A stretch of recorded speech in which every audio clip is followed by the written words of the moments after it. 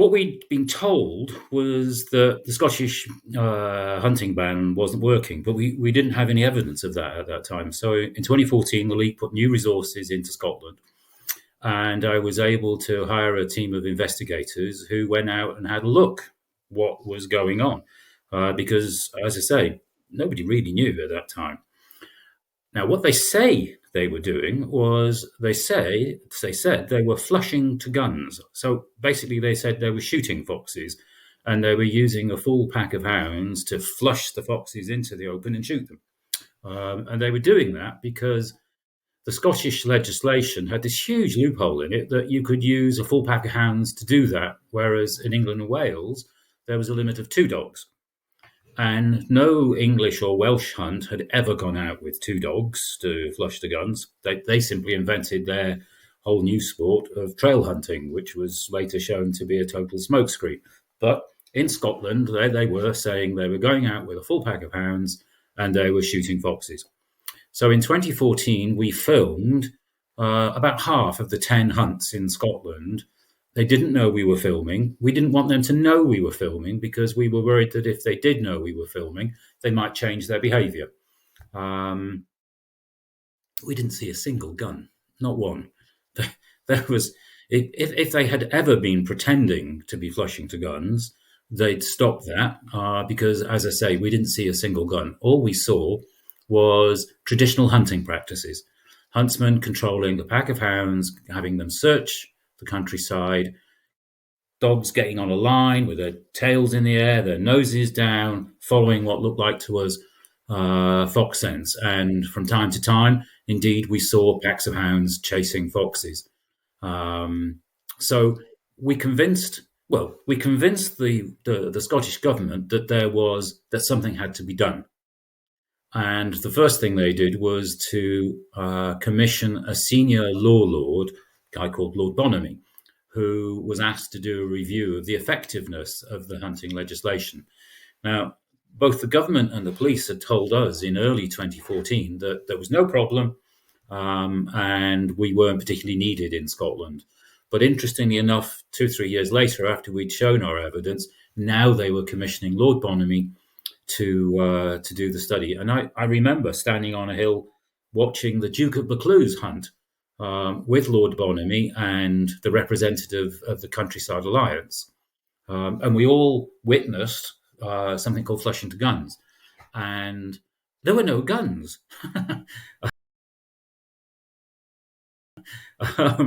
We were told that a quad bike had driven past and had gone out of sight with guns, and then the Duke of Buccleuch's hunt came in from the right and searched gorse and other cover.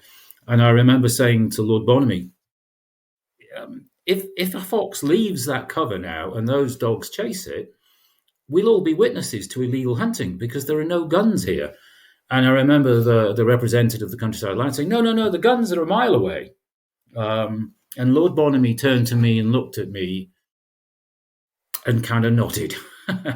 So it wasn't an awful big surprise to me to discover at the end of his review, one of his findings was that there was evidence that mounted hunts were using this idea of flushing to guns with a full pack of hounds, in effect, as a smokescreen for illegal hunting. So we'd convinced the government that they needed to do a proper review. The law Lord review had been done, and Lord Bonamy, one of his conclusions was that the illegal hunting was going on. And then the government announced that they were going to, well, actually, just before that, the League handed in a petition of over 26,000 people, which is a pretty big number in Scotland. Remember, we're only 5% of the UK population. And so we handed in a petition to the minister, and a week later she announced that she was publishing the hunting with dogs bill in Scotland, which would, in her words, close the well-known loopholes in the legislation. And so what the law has done, the new bill, has reduced the number of reduced the numbers of dogs to 2, like in England and Wales, where no one has ever gone out with 2 dogs to go flushing to guns. Remember, this isn't about allowing 2 dogs to chase and kill foxes. This is using no more than 2 dogs in flushing to guns. So it's still should be a shooting activity. And perhaps most importantly, the new bill has also stopped the introduction of trail hunting into Scotland. Now, as I've mentioned, trail hunting is where hunts say they've laid a fox-based scent, and they go out with a full pack of hounds, totally circumventing the law in England and Wales. And if they're caught chasing a fox, they simply say it's an accident. And that throws up enough smoke and mirrors to make prosecutions very difficult. Now, Lord Bonamy noticed that in his review, and he recommended that the government, if they wanted to make sure fox hunting didn't continue in Scotland, that not only should they take measures such as reducing the number of dogs to 2, but they should also ban the following of animal-based scents, as in trail hunting. And there's more to it than that, because in England and Wales, drag hunting is legal and is a legal activity. Now, again, no mounted hunt has ever changed to a drag hunt. There have been signs that that might be something that happens in Scotland. And I'm really pleased to say that the League was quite influential in a late amendment to the Scottish bill, which gives the minister the power, without having to pass any more legislation, to ban drag hunting if there is evidence that that is being used as a smokescreen for illegal hunting. So I think we're in a pretty good place. You won't be able to go out with a pack more than 2 dogs to shoot foxes. Nobody goes out with mounted hunts with 2 dogs and say they're shooting up foxes. So I don't think they'll do that. They can't introduce trail hunting, and if there is evidence that they use drag hunting as an excuse, then the minister has the power to stop that.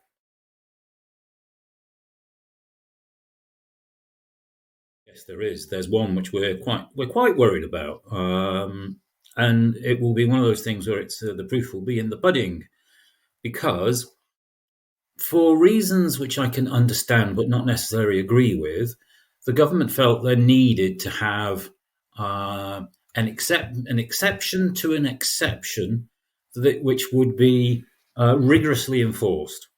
And that is, you under the terms of the license, you are able to get a license to use more than 2 dogs if you're flushing to guns. Now, as you can imagine, that rings alarm bells to me, because that's exactly the activity that we discovered the hunts were doing, and using that as a cover for illegal hunting. Now, the government are aware of that, and I know that they are determined to really ban fox hunting in Scotland.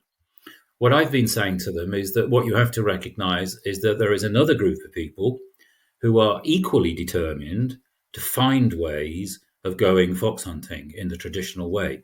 It's a kind of, they live and breathe for it. It's kind of existential. It's not just we want to do this. They really, really want to do it, and experience has shown that they will find any way they can to do that. Now, the government are aware of that, and so they've said you will only be able to get such a license if you can prove that you have a problem with foxes predating on lambs or something like that, and you have to prove that you have that problem and that it is foxes. It's not easy to prove, and if you do prove that, then you need to show that there is no other way to deal with those foxes other than to use more than 2 dogs to use them for flushing to guns. And if you can convince the licensing authority of both those things, then you could get a license for no more than 14 days over a 6-month period. And also there are conditions about the number of guns that you need to have used. Because remember, when we filmed them, there were no guns at all. Later on, they were using sort of 1 or 2 token guns. People were holding guns, saying, "Look at me, I've got a gun, we're flushing the guns," but they were nowhere near the action. And so the new bill sort of says that there has to be a sufficient number of guns in the right places. The licensing authority who's doing that is an organisation in Scotland called Nature Scot, and the league and others are sort of major stakeholders in the process of drafting the licensing scheme, and we are making it very clear to them that what we're expecting is that no mounted hunt should be able to get a license.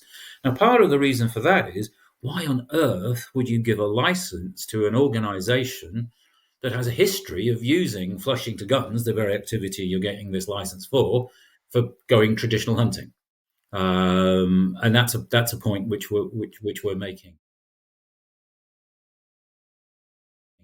At the moment, I don't know, and as I say, the proof will be in the pudding, and we'll find that out in September, October, November of this year, because we all thought we banned hunting in England and Wales in 2004, but the next year they were out trail hunting and they found a way around it.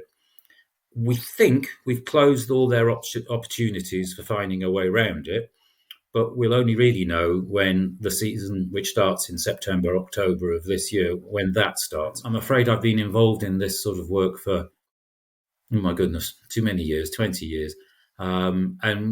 We have seen legislation which was intended to really ban fox hunting that failed. I don't think this will fail, but I can only tell you that for sure this September.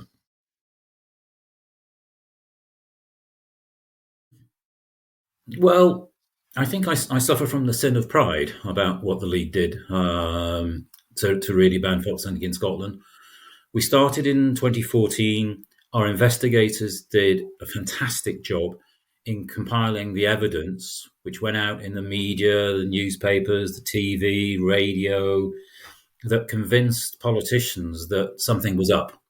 It convinced them that they needed to bring in Lord Bonamy to do the review. And the Lord Bonamy review, we literally submitted hundreds of hours of video evidence over the activities of hunts. So some of the films went on for hours because it was continuous filming, sort of from the beginning of the day to the end of the day, to show that cameras hadn't been turned off and the images hadn't been manipulated. And here's the behaviour of the hunts. Once we got to that stage where government were considering it, that's where our supporters came in. They were fantastic.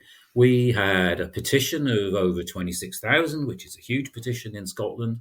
We were regularly asking those people to write to their MSPs, write to their ministers, keep the momentum going. And because there's nothing my view, there's nothing a government likes better than just to be able to forget about something because the heat's gone away and people aren't interested. We commissioned opinion polls, and I think the highest one was 87% of people in Scotland are opposed to the idea of fox hunting, and we took that into the media. We organised marches. We had 2 fantastic marches for the foxes, they were called, and we'd like to have a positive message. It's all too easy to be wagging the finger and saying this is bad and ban this and ban that. But I was really pleased that the For the Foxes marches got such amazing public support, and the politicians noticed that. The second one, the minister came along and gave a video address to the crowd that attended that one. So I think I would say that the League, in all due modesty, was kind of fundamental and very influential to the whole process. At the end of the day, it's the government's bill, and I know that they're happy with it, and I hope we can be happy with it. Well, 2023 for us is a big year. One of the things that we are not going to do is turn our attention away from fox hunting in Scotland. As I've said, all eyes on what the hunts do this autumn. And don't you worry, we'll still be out there. They won't necessarily know we're there because we know that our presence can make them change their behaviour. But we will be there, and we will have an eagle eye to look at what's going on. And then on other fronts, the League is now turning its attention to its part in the Revive Coalition, which is a coalition of like-minded organisations looking at the circle of destruction that surrounds grouse moors. And that campaign has been running for 3 or 4 years. My hope was that we would have banned fox hunting before that one sort of really kicked off, but we've been having to run two campaigns side by side for 2, 3 years now. But I'm pleased to say that we have another bill coming. This is the wildlife management brackets grouse bill, where the government say they're going to be introducing a licensing scheme, mainly because of the number of birds of prey that have been killed or mysteriously disappear over over Scottish grouse moors.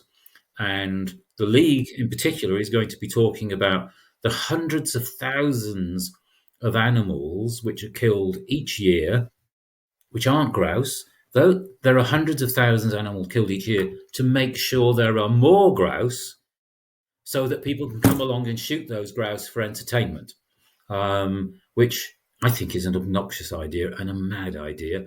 And we're doing everything that we can to raise the profile of these hundreds of thousands of animals which are being killed just so you can shoot more grouse.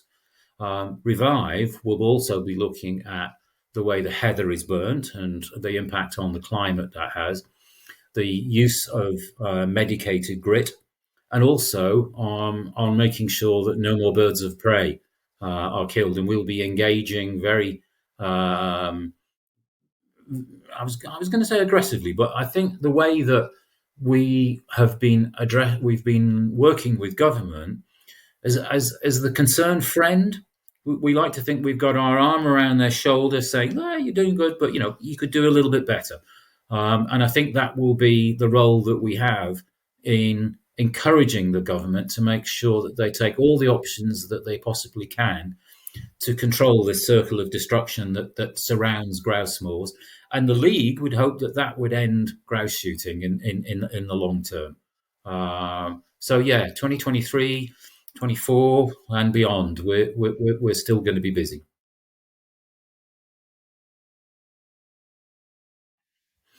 Well, the public have already been fantastically instrumental in helping us achieve the new ban on fox hunting in Scotland. They've also been amazing in the way they've signed the Revive Pledge. That's sort of 18,000 now. And if you sign that pledge, then you're also opting in, if you give the permission, to receive new actions where you can help as the bill goes through Parliament. Every time the bill goes through different parts of Parliament, we want to target different politicians, whether the Minister, the First Minister, MSPs, committee members on the relevant committees. They all need a bit of a nudge. And if you sign the Revive Pledge, which you'll find on both the League's website and the Revive website, then you can opt in to get those actions and to help us give the politicians that extra nudge, because they need it.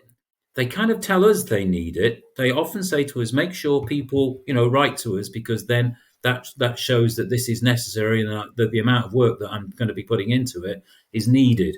So it can sometimes feel like it's a bit of a, well, here we go again. I'm sending another thing to an MSP, but it does work. If you've got time, the best thing that works is a handwritten letter. That's an old-fashioned thing. But if you can send in a handwritten letter to an MSP, everything stops in the office. They go, we've got a letter. Someone's written to us. But even just a personal email is better than, me saying we've got 29,000 people on a petition. So if you've got time, then the personal approach is really, really important and really, really influential on politicians. And you can get help and advice about what to say in those personal letters on the League website and on the Revive website. So keep an eye on those. And if you sign the pledge, then we'll give you prompts from time to time to let you know when and where you can help.